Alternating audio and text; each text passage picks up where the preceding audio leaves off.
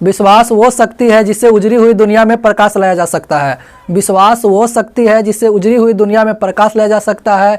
विश्वास पत्थर को भगवान बना सकता है और अविश्वास भगवान के बनाए हुए इंसान को पत्थर दिल बना सकता है। तो हेलो फ्रेंड्स, आप सभी को आपके अपने YouTube channel study channel in regular way में आपका स्वागत है। तो फ्रेंड्स, आज हम लोग पढ़ने वाले हैं नोबेल पुरस्कार के बारे में, जो कि आपके कोई भी कंपटीशन का एग्जाम आप देते हैं, जैसे कि हो गया आपका अभी प्रोहिबिटेशन कांस्टेबल हो गया, CHS हो गया, आपका NTPC CBT 2 हो जाएगा, और भी जितने भी एग्जाम आने वाले हैं या होने वाले हैं, चाहे ग्रुप D वगैरह हो गया, ये सारे एग्जाम के लिए बहुत ही इंपॉर्टेंट क्वेश्चन होगा, बहुत ही इंपॉर्टेंट टॉपिक भी है, क्योंकि इससे अक्सर हर एक एग्जाम में एक न एक क्वेश्चन इससे डाल दिया जाता है, अर्थात पूछ लिया जाता है, चाहे वो करंट अफेयर से रिलेटेड हो, चाहे वो विदाउट करंट अफेयर से रिलेटेड हो, वो अक्सर एग्जाम में ये क्वेश्चन पूछा जाता है। तो फ्रेंड, चलिए देर न करते हुए हम शुरू कर। आज हमारा टॉपिक हो जाएगा जी नोबेल पुरस्कार। तो हमको पढ़ना है नोबेल पुरस्कार के बारे में। नोबेल पुरस्कार, ये फ्रेंड्स हमारा टॉपिक हो जाएगा। इसको थोड़ा आप लोग अच्छे से देखिएगा। ये नोबेल पुरस्कार क्या होता है, क्यों दिया जाता है, किसके लिए दिया जाता है, कब शुरू किया गया, इस सब के बारे में आज हम लोग इसके बारे में पढ़ते हैं। चलिए फ्रेंड्स, तब सबसे पहला है कि नोबेल पुरस्कार जो है, इसकी जो शुरुआत हुई थी फ्रेंड्स, ये हुई थी 1901 से। 1901 ईस्वी में इसकी फ्रेंड्स शुरुआत हुई थी। सबसे पहला बात को इसको याद रखिएगा। ये शुरुआत क्यों किया गया था? तो फ्रेंड्स, एक स्वीडन एक देश का नाम है, वहाँ के एक साइंटिस्ट थे, एक वैज्ञानिक थे, जिनका नाम था Alfred Nobel. Alfred Nobel. Friends, वहाँ पे एक साइंटिस्ट थे जिनका नाम था अल्फ्रेड नोबेल। उन्हीं के याद में ये नोबेल पुरस्कार दिया जाता है। कब से दिया जाता है? तो 1901 ईस्वी से दिया जाता है। फ्रेंड्स, कभी कभी पूछ लिया जाता है कि अल्फ्रेड नोबेल कहाँ के रहने वाले थे। तो फ्रेंड्स, इस बात को आप याद रखिएगा कि ये स्वीडन के रहने वाले थे। अब ये स्वीडन के कहाँ के, स्वीडन के कौन सी जगह? तो स्वीडन में एक जगह है स्टॉकहोम।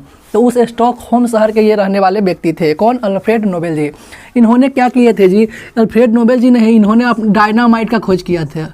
डायनामाइट की खोज अगर आप लोग से पूछ लेता है कि कौन किए थे, तो डायनामाइट की खोज करने वाले व्यक्ति जो थे, उनका नाम था अल्फ्रेड नोबेल। इन्होंने क्या किए थे? डायनामाइट की खोज किए थे।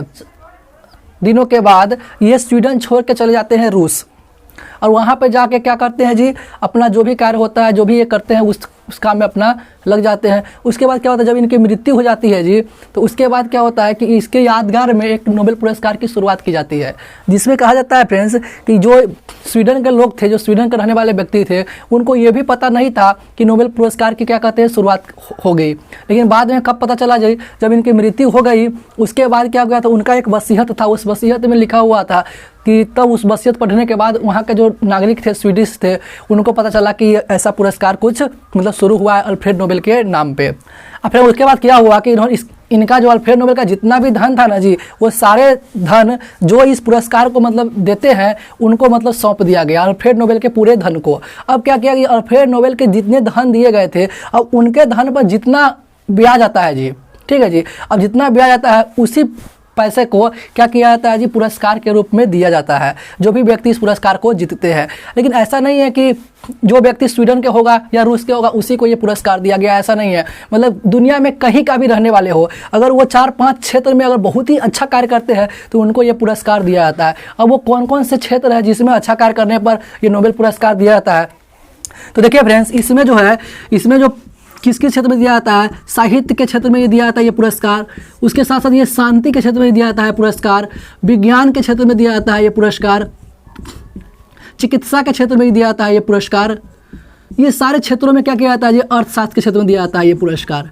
ये सारे क्षेत्रों में क्या किया जाता है जी? ये पुरस्कार प्रोवाइड कराया जाता है। कौन पुरस्कार? नोबेल पुरस्कार। इसमें क्या हुआ था जी? ये जितना भी आप ऊपर वाला ये पुरस्कार देख रहे हो, ये सारे पुरस्कार, ये साहित्य का, शांति का, विज्ञान का, चिकित्सा का, ये सारे पुरस्कार फ्रेंड के 1901 ईस्वी से शुरुआत हुआ था। तो 1901 ईस्वी से ही दिया जाने लगा था। लेकिन ये जो आपका अर्थशास्त्र जो है, अर्थशास्त्र की जो शुरुआत हुई थी फ्रेंड, वो 1901 ईस्वी से नहीं हुई थी, इसको बाद में जोड़ा गया था। तकरीबन 1969 ईस्वी के आसपास ये क्या किया गया जी? ये पुरस्कार दिया जाने लगा था, ठीक है, क्योंकि इसको इसमें ऐड कर लिया गया था।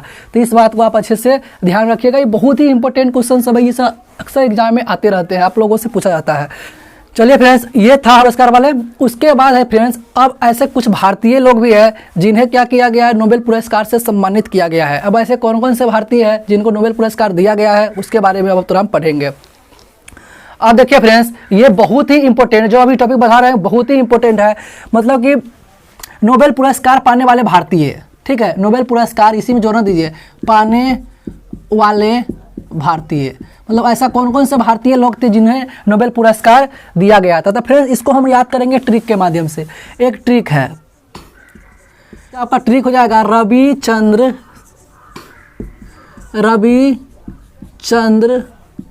हर महीने सुबह आना बैंक, रविचंद्र हर महीने सुबह आना बैंक। फ्रेंड्स इस ट्रिक को आप याद कर लीजिएगा, आपके नोबेल पुरस्कार से रिलेटेड जितने भी भारतीय व्यक्ति वो सारा का नाम इसके अंदर कवर हो जाता है। जैसे देखिए फ्रेंड्स, इसमें सबसे पहला है रवि, तो रवि से क्या हो जाएगा जी, रविंद्रनाथ टैगोर। आप लोगों को पता होगा कि सबसे पहले जो नोबेल पुरस्कार प्राप्त करने वाले भारतीय जो थे उनका नाम था रविंद्रनाथ टैगोर, रविंद्रनाथ टैगोर जी को सबसे पहले नोबेल पुरस्कार दिया गया था। कब दिया गया था जी, तो ये दिया गया था 1930 को। क्यों दिया गया था जी, तो इनको दिया गया था, इनकी एक बुक थी जिसका नाम था गीतांजलि। इसी बुक के लिए क्या किया था जी, इनको ये पुरस्कार दिया गया था। कौन सा पुरस्कार, नोबेल पुरस्कार। इसमें फ्रेंड्स एक ब्रिटिश लेखक था जिनका नाम था W.B.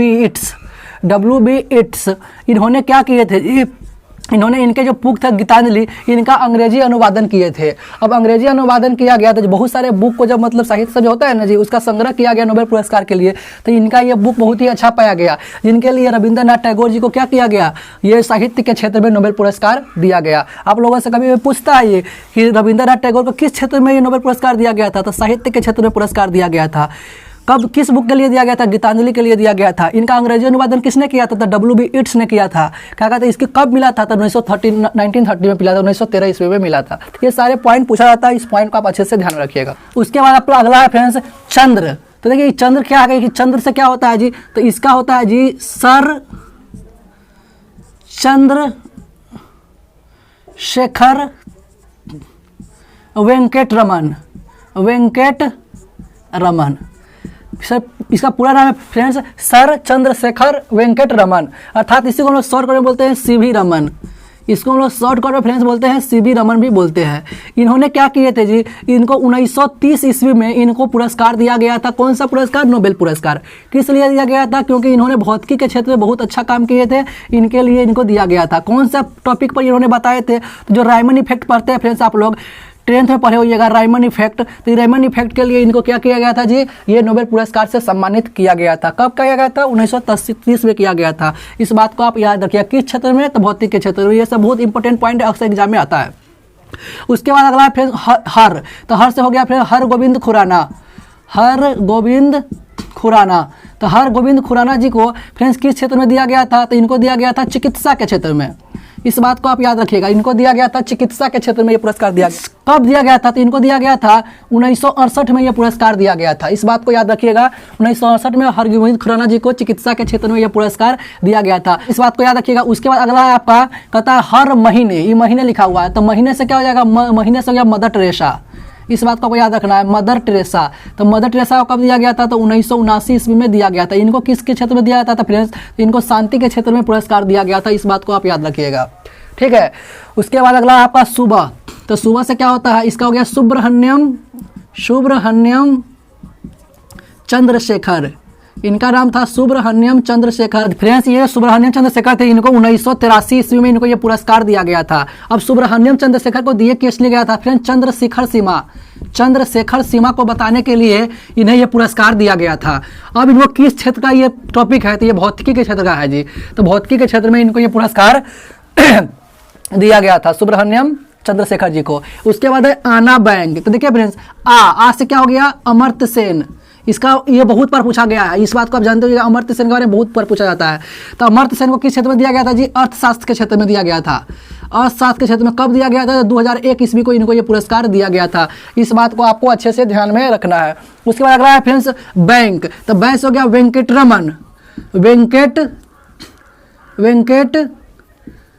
रमन रामकृष्णन, इसका नाम है वेंकट रमन रामकृष्णन। तो फ्रेंड्स इसको क्या किया गया था जी, राइबोसोम के संरचना एवं उनके कार्य प्रणाली के बारे में बताने के लिए इनको ये पुरस्कार दिया गया था रसायन विज्ञान के क्षेत्र में। तो इस बात को आप याद रखिएगा, वेंकट रमन रामकृष्णन को। अब यहाँ पे आपको नाम नहीं शो हो रहा होगा तो फ्रेंड्स आप कॉपी में लिख लीजिएगा। इनका नाम है वेस वेंकटरमन रामकृष्णन। वेंकटरमन रामकृष्णन को दिया गया कब पुरस्कार? तो इनको पुरस्कार दिया गया था फ्रेंड्स रसायन विज्ञान के क्षेत्र में राइबोसोम के बारे में अच्छे तरह से बताने के लिए इनको ये पुरस्कार दिया गया। कब दिया गया था? तो इनको दिया गया था 2009 ईस्वी को।